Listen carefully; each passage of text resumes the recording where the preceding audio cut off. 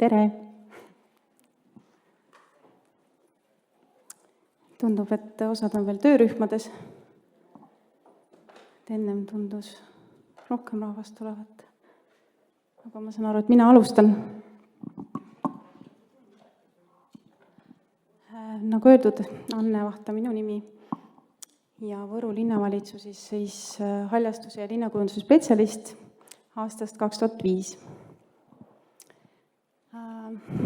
Võru elu on meil hea ja rikkust on meil ka. Esimese slaidina panin meie Võru vapi, mis on siis kuusk kuldsel viljapõllul ja juba 4. aastat on meie keskväljakul siis uhkelt ehtimas täiesti elus puu, mis siis jõulude aeg võtab sellise vastutusrikka ülesande olla ka jõulupuuks. Linn on kompaktne, jagame seda 12 000 linnakodanikuga. Rikkust siis loodusliku koha pealt 2 Natura-ala, meie Tammula järv ja Kubja järv ja 1 looduskaitsealune objekt, mis Katariina allee ja Kreutzwald pargiga koos siis moodustavad.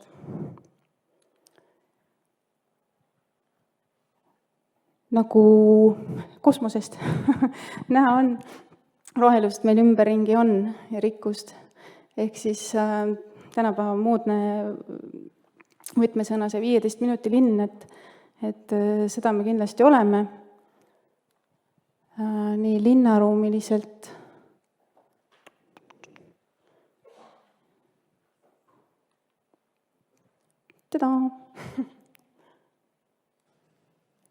jah, nii linnaruumi sees siis, kui siin paar näidet, et 15 minuti käimisega jõuab Võlsimetsadesse või Kubjametsadesse ja 20-minutilise autosõiduga leiab suisa raba üles. Et selline see Võrumaa on oma imedega.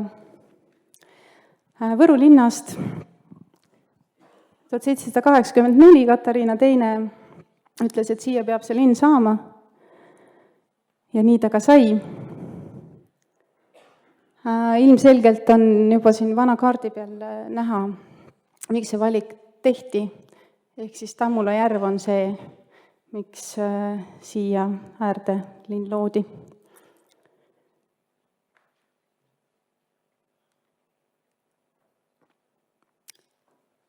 Linnaruumist rääkides ja kõige selle elurikkuse ja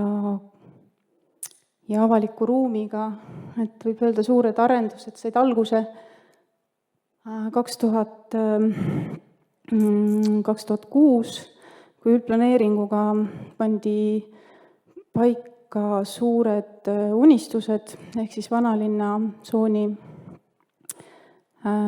taastamine. Ja siin on toodud ära see telg, ehk siis vana keskväljaku arendus koos vana kreisikooliga, allee, mis peaks jõudma siis järveni välja, nagu vanasti sai.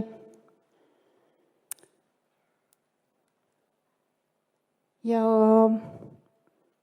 me oleme õnnelikul ajal, et hetkel linnaruumis ringi käies saab seda kõike ka nautida, et ajateljes siis järjest keskväljaku taastamine, väga suur projekt, kus on siis ka omad roheoaasid, väga modernne lahendus, muidu jõudsite vast käia, ka öösel pimendas väga äge. Näitena alati on hea tuua kontraste, metamorfoosid siis Katariina alleel, et sellises seisus me temaga elasime ja hetkeseisus on siis kaasaegne avalik ruum kõigi oma hüvedega. Ja ajaliselt siis esimene kõige suurem projekt oli Tammula rannapromenaadi arendus, kus lähteülesannele sai palju sisse kirjutatud, alates erinevatest aktiivsustest kuni lõpetades ka jälle haljastuslahendustega. Võtsime väga suurejooniliselt ette. Tol ajal 2009 olime Pärnu järel praktiliselt teine omavalitsus, kes sellise suure otsuse tegi ja omale promenaadi rajas. Ja seda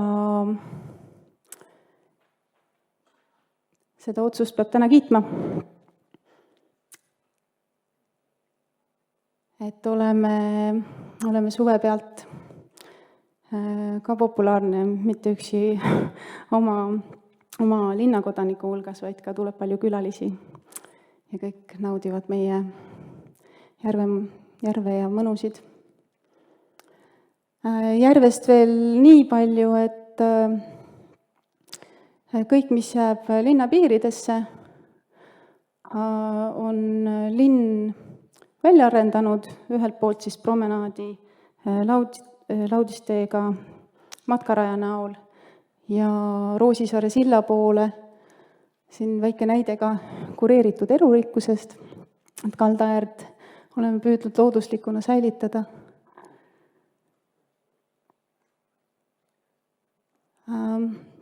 Kindlasti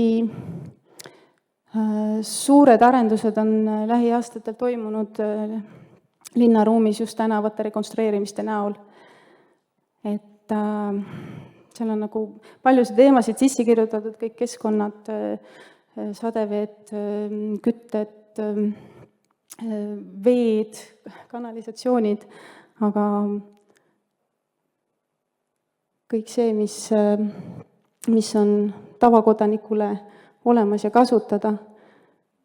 Ja jätkame seda joont, et sellist turvalist ja elavat tänavaruumi luua, et oleks siis jalakäijatel, kergliiklejatel oma alad ja kindlasti on Võru tänavate osa haljastus, mis moodustab siis üle linna selliseid rohekoridore. Siin veel paari aasta tagune Räpina maantee näide.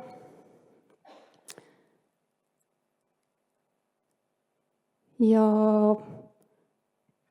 nüüd üks viimaseid suuremaid projekte Vilja tänav, mis siis nõukogudeaegsest tänavaruumist sai jällegi kaasaegse haljastusega ruumi.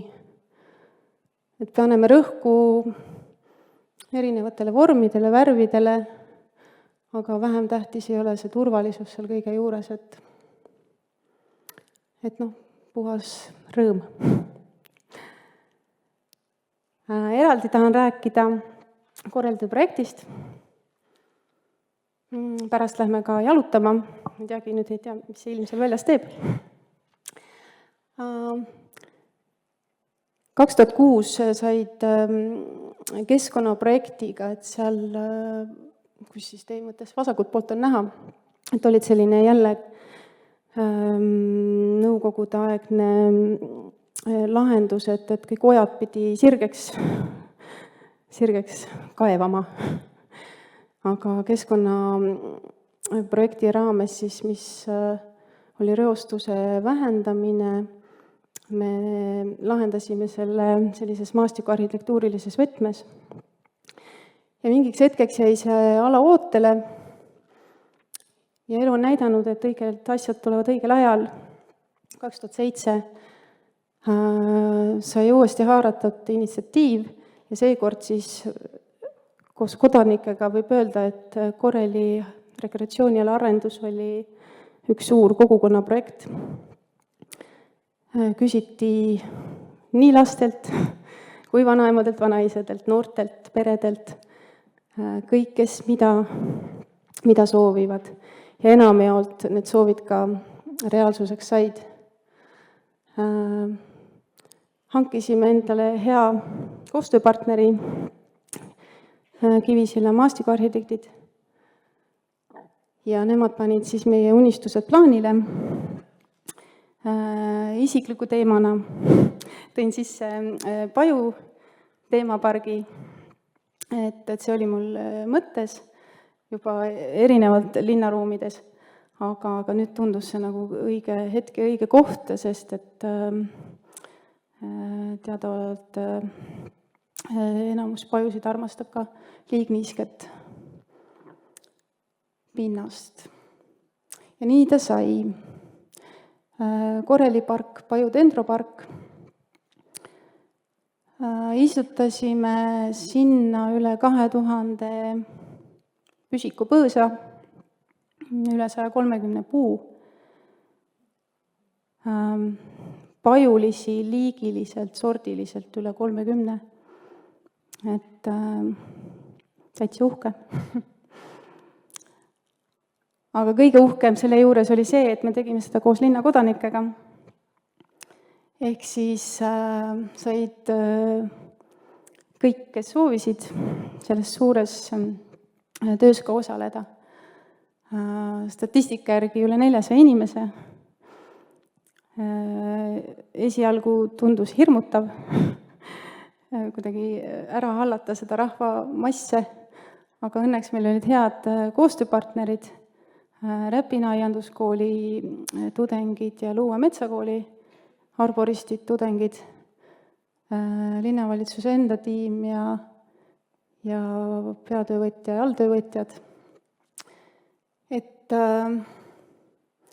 nii mõnelgi, või ma ütlen, et paljudel on sellised emotsionaalsed mälestused, et just äge oli see, et tuldi peredena, tuldi kogukondadena, noored, klassid, et siin veel üks tore perepilt, et kasvavad koos meie pajudega.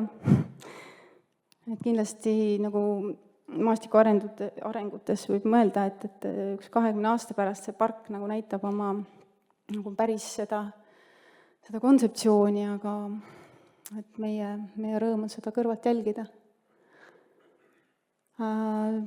Otsus sai tehtud, et üks pool kallast jääb siis selline aktiivala, rekreatsioon, hooldus ja teine pool on siis selline looduslik.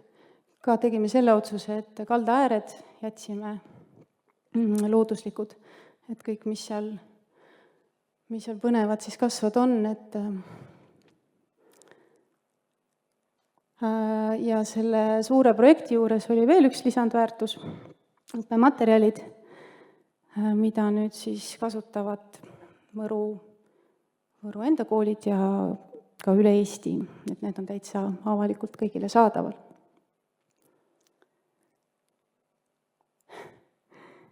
Haljastus, hooldus, moodsad lahendused, veel moodsamad lahendused.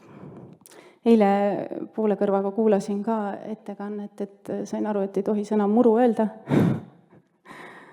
Aga ma ikkagi ütlen ka seda, et Võru linnal on 4 hooldusklassi ja on nagu sellised nii-öelda siis eliitalad ja on ka elurikkuse alad.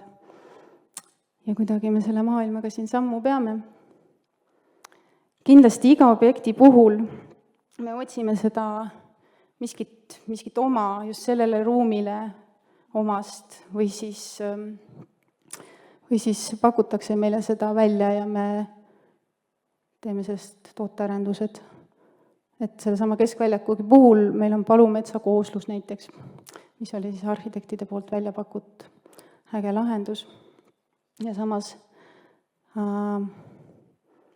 just nagu sellist hooajalisust edasi andes, et linnaruumis alati midagi leiab. Keskväljakuga oli veel tore lugu, et seal me tahtsime ka natukene elurikkust kureerida, aga lõpuks olid suisa infostendid väljas. Aga linna peale hakati ilmselt vikatit pakkuma. Ja siis hetkel me kirikutaguse ala oleme suutnud rikkana säilitada, aga elu tegi omad korrektiivid ja vahetult siis nii-öelda kasutuses olev ala, et seal me ikkagi pealt jaanipäeva niidame. Elurikkuse koha pealt ise tooks välja kindlasti aastaaegade vaheldumise, mis on linnaruumis hästi oluline seda märgata. Ja see on sellest tulenevalt ka igasugused taimevalikud, et oleks märgata seda kevadet ja oleks seda suve märgata ja liblikaid ja et oleks sügist ja värvi ja et oleks talvel koht, kuhu minna ja nii-öelda elus linn on see märksõna. Et linnaruumi ei arendata lihtsalt asja enesest, vaid inimesele kasutamiseks. Selle suve huvitav kogemus, seda silti on teada Keskkonnaameti poolt kujundatud. Meil asub ta tervisekeskuse ees, kus siis sai ideaalne projekt nullist elurikkuse rajamine. Eile räägitud ka Karin Bachmanni maastikuarhitekti büroo poolt tehtud siis lahendus. Aga jah, peab tunnistama, et seal jäime ka kommunikatsiooniga natukene hiljaks ja olime suvel natuke sellises stressis inimestega kimpus. Aga kindlasti see laheneb, et aastalt, nagu eile nende slaidide pealt ka näha oli, et need alad lähevad järjest ägedamaks. Võru linn on just nüüd sel aastal kaardistanud ära, võiks öelda siis iseenda. Et jätkusuutlik, kaasav ja atraktiivne on meie see järgmiste aastakümnete visioon. Ja siit detailsusesse laskmata, aga värvi lahendusi vaadates on see roheline teema just meie see edasiviiv teema. Ja natuke teistest keskkonnaprojektidest, millega me siin oleme tegelenud, et ikkagi see mobiilsus ja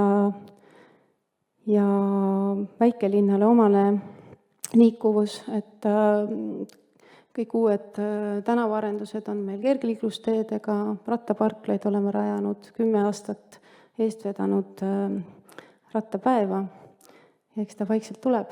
Et kooliparklad on igatahes rattaid täis, et vanemale generatsioonile peame veel järele jõudma. Räägitud siin ka haljastuse võtmes lehtedest, just sügisel nüüd ja praegu. Võru on teinud juba aastaid komposti. Me ikkagi linnaruumist viime lehed oma kompostimisväljakule, kogume neid ka kodanikelt. Ja selle sama kompostiga, mis on ka üks suur elurikkus meil, aga jälle mingid mehhanismid käivad peal ja sõeluvad selle komposti välja, segades seda põllumullaga. Kõik need haljastuslahendused, mis eelnevalt ka näidatud sai, on tehtud siis meie oma kompostist. Oleme olnud eestvedamisel ka sorteerimisel. Sellest aastast sügisest on Võru linnas ka biojäätmed täiesti eraldi kogumisel. Ja kindlasti kalastusprojektid ja see elurikkuse pool, et kõik meie Kubjajärv, Tammula, Võhandu, Vahejõgi on saanud platvormid ja ka infostendid ja paari aasta tagune siis kala-aabits, mis põhineb siis Eesti kaladel, et ühtpidi on ta selline mänguatraktsioon, aga teistpidi ka selline väliõppeklass, et kes tahab Eesti kaladega tutvuda, siis tere tulemast Tammula rannapromenaadile. Natukene nii-öelda kohaturismi siis, et lastefestival meil suvel. Aga miks ma selle siia panin, Lastelinn Võru, et see on ka meil 5 aastat olnud selline äge asi ajada ja ikkagi kõik arendused, mis avalikus linnaruumis, et lisaks selle universaaldisainile me otsime sellist turvalist ja sellist, kus siis ütelda, et see lapsepõlv oleks helge, nagu maal vanaema juures. Et just see ruumikogemus võiks olla, mida sa siit Võrus saad ja kaasas kannad. Ja vaieldamatult klassikutelt siis laenates, et lapsed on meie tulevik, aga kindlasti meie ise peame, või õigemini, teie kõik siin, kes te täna olete siia kokku tulnud, teete tänuväärselt tööd, et see tunnetus ei kaoks. Aga siis natuke sellise huumorivõtmes, et lastefestivali leiab meil nii erilasi kui lepatriinusid, et väga, väga elurikas. Ja selle pildiga tahan öelda, et pärand kui selline on samuti see rikkuse looja. Et see jälle see vana tarkus, et hoia minevikku meeles, ehk siis kõik need elurikkuse teemad, mis praegu üles tulevad, on tegelikult unustatud vana ja selle võrra ühtpidi raskem, teistpidi kergem jõuda siis tänapäeva kaasaegse inimeseni. Aga Sann on soe, tere tulemast tagasi ja aitäh praegu.